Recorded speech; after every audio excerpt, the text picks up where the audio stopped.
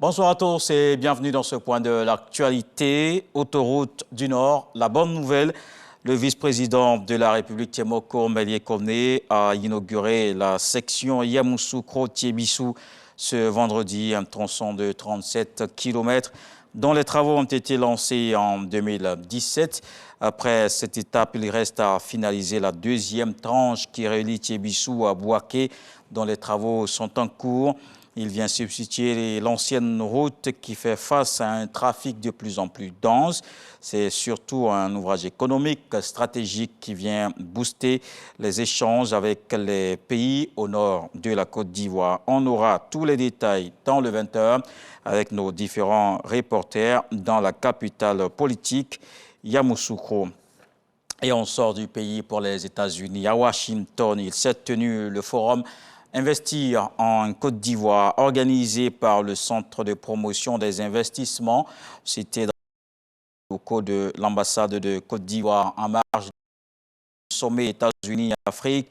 Ce rendez-vous d'affaires a réuni une cinquantaine d'entreprises américaines et des représentants de la Chambre de commerce des États-Unis. Une occasion mise à profit par le CPC pour promouvoir la destination en Côte d'Ivoire.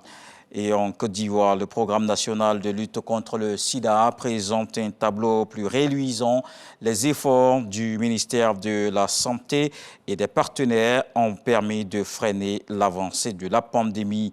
10 ans en arrière, les voyants étaient au rouge. La maladie faisait des milliers de victimes. Aujourd'hui, le sida fait moins peur.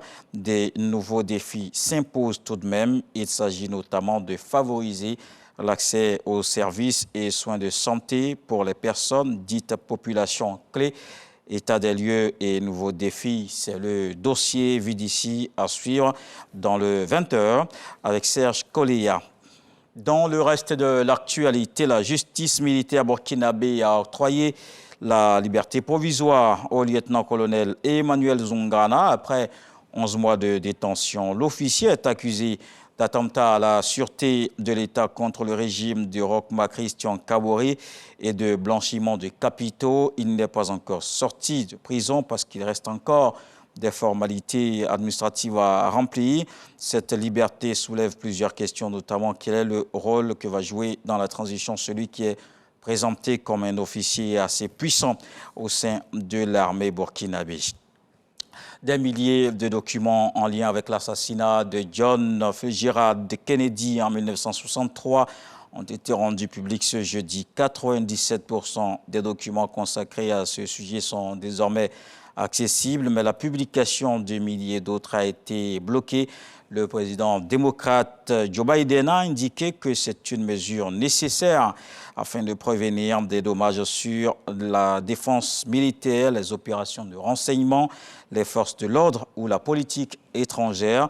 Rappelons que l'événement est survenu le 22 novembre 1963 à Dallas, au Texas.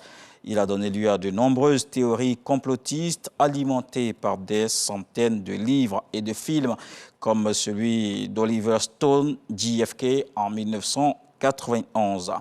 On se retrouve à 20h pour la grande édition. Place à présent aux infos régionales.